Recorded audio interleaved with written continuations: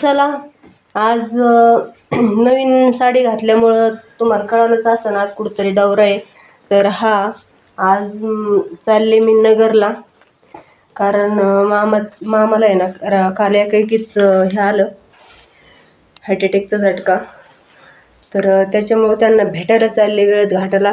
तर चला पुढं ब्लॉगला तसा कंटिन्यू राहा, लाईक करा, शेअर करा, कमेंट करा, चॅनल सबस्क्राईब नसले केलं तर करा. आणि आज नेमकं एकादशी होती त्याच्यामुळं पटपट आवरलं. फराळाचं आवरायला काही टाईम नाही लागत आहे की नाही. तर तुम्हाला खिचडी करून ठेवली बरं का, आणि तुम्ही खाल्ल्यावर मग संध्याकाळच्या थोडीशी भिजू घाला.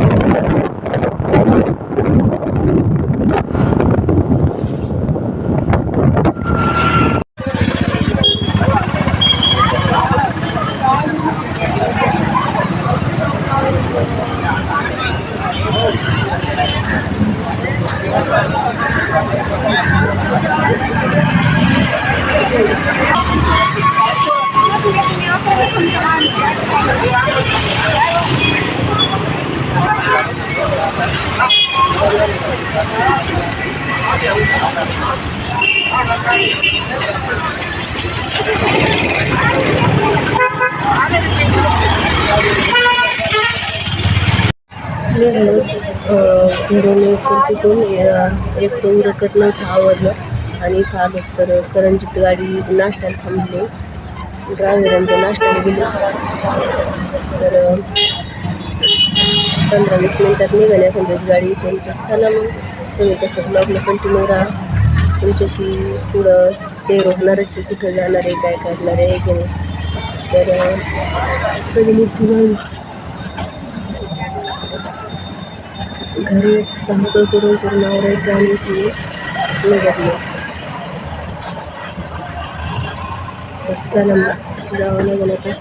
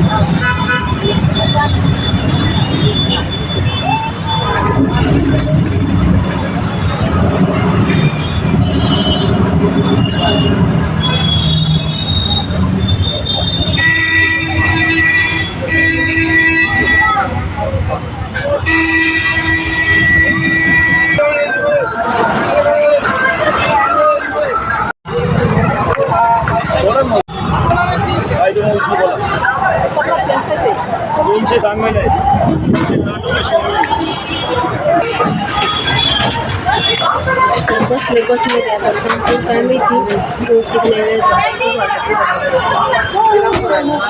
गर्दी बघ असते म्हणताय मी गर्दीचं बघ.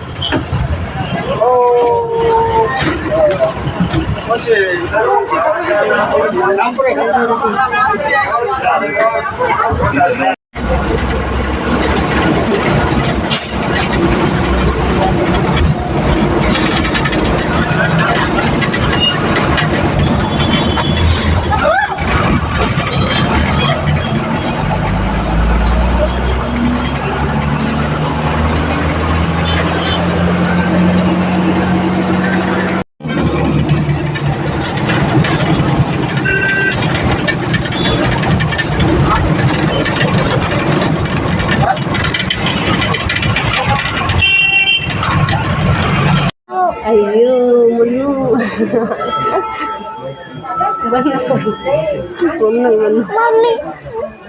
रोड रोड काय मम्मी मम्मी मम्मी हां काय ग मम्मी जायचं कॉफी काय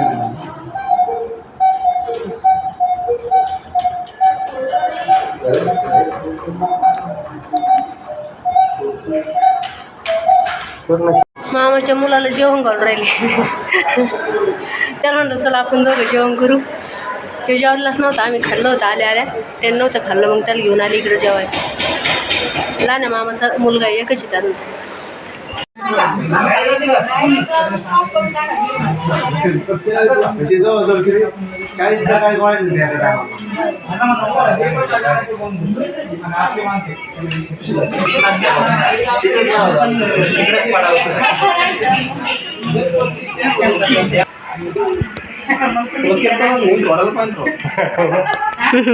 तर चला आले घरी आणि साडी बिडी बदलून नेमकंच आवरले सगळं काम आणि बसले.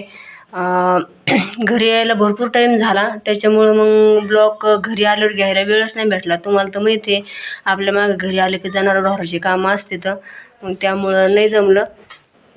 तर पेशंट मामा होते आणि मामाला अचानक अटॅकचा झटका झाला, त्याच्यामुळं थोडंसं मग सगळ्यांनाच गिल्टी फील झालं. कारण जावं असं म्हणजे कधी जाईन उडून जाईन का काय असं झालं.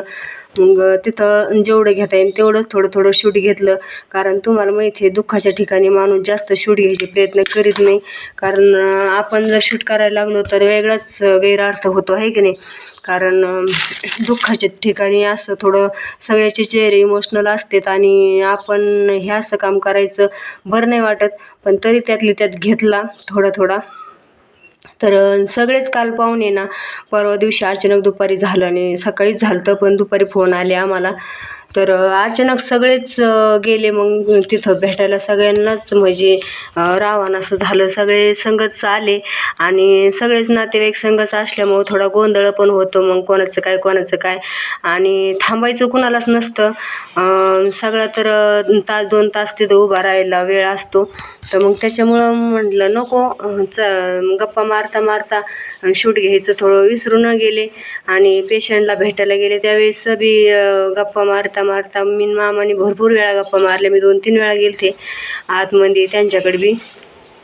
पण गप्पा मारता मारता मग थोडंसं नाही का हे होतं, माणसाला नको वाटतं शूट घ्यायला. आणि आनंदाची गोष्ट असली तर ती गोष्ट वेगळीच, आहे की नाही. कारण तिथं माणूस घेऊ शकतं शूट, करू शकतं काही पण. कारण जे एन्जॉय करतो तो, पण ह्यो काही एन्जॉय नव्हता. आणि त्याच्यामुळं मग आता एन्जॉय काही हो दुखण्याच्या वेळेस माणूस थोडंसं वेगळंच हे होतं. सगळे इमोशनल तर असतातच, पण नाही करूशी वाटत तर नाही केला. आणि येताना पण भरपूर उशीर झाला, मग म्हणलं नकोच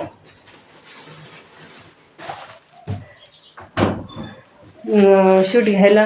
आणि कुठं गेले तर एक तर मला ती आदतच झालेली, कुठं जर गेले ना तर लई असं एकदम थकल्यासारखं आणि डोकं बिकं पूर्ण जाम होतं. आता आहे ना प्रवास करायची जास्त हे नाही राहिली, कारण सवय नाही असं नाही म्हणता येणार. सवय तर आहे, कारण रोजच कायमचंच कुठं जरी जायचं असलं आणि काही जरी करायचं असलं तरी मलाच करावं लागतं स्वतःहून. हे काही कुणाला असं भेटायचं, कुठं कुणाचं कार्यक्रम आहे, कुणाचं लग्न आहे, कुणाचं काय आहे, हे त्या गोष्टीत हे पडत नसते. हे म्हणत असते तुझं तू बघ, मी माझे जनावर बघतो. मग अशा गोष्टीत मलाच पुढं व्हावं लागतं, जावं लागतं.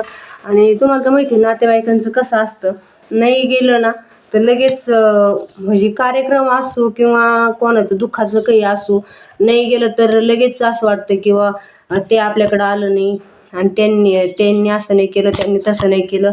त्याच्यामुळं मग जाणं गरजेचं असतं. आणि शेवटी आपलं एक रक्तच असतं, आहे की नाही. तर रक्ताच्या ठिकाणी माणसाला असं जर काही कळलं दुःखाचं हे तर नाही राहणारच नाही माणूस, आहे की नाही. तसंच झालं काल. आणि अचानक मग परवा दिवशी तर कामावर होते, तुम्ही तर बघितलंच ब्लॉगमध्ये.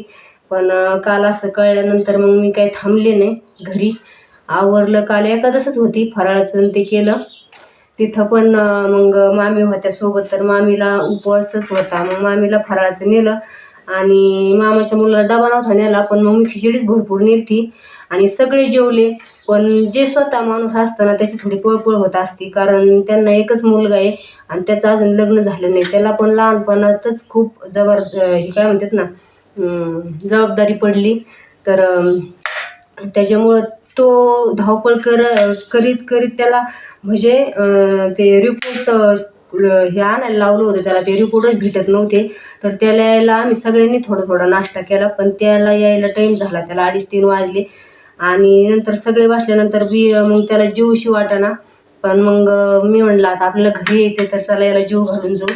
मग त्याला मी घेतलं आणि तिकडे डबे होते ठेवलेले, तिकडे गेलो, त्याला जीव घातलं आणि त्याला जेवण बिवण घातलं. मग आलो तर त्याने दुसरं काय नाही खाल्लं, खिचडीच खाल्ली आणि आलो मग घरी. तर डोक्यात आहे ना माणसाच्या वेगळीच गणगण असते की नाही त्यावेळेसची. मग त्या गणगणीमुळं नाही जमत मैत्रिणींनो कधी कधी शूट घ्यायला. तर तुम्ही म्हणता की कुठं गेलं तर अधुरंच असतं शूट घेणं, पण अधुरं नाही घेतलं, घेतलंय तर सगळा. तर ब्लॉग कंटिन्यू पहा, लाईक करा, शेअर करा, कमेंट करा, चॅनलला सबस्क्राईब नसलं केलं तर करा. आणि चला बाय ताईंनो, भेटू पुढच्या ब्लॉगमध्ये. तोपर्यंत बाय.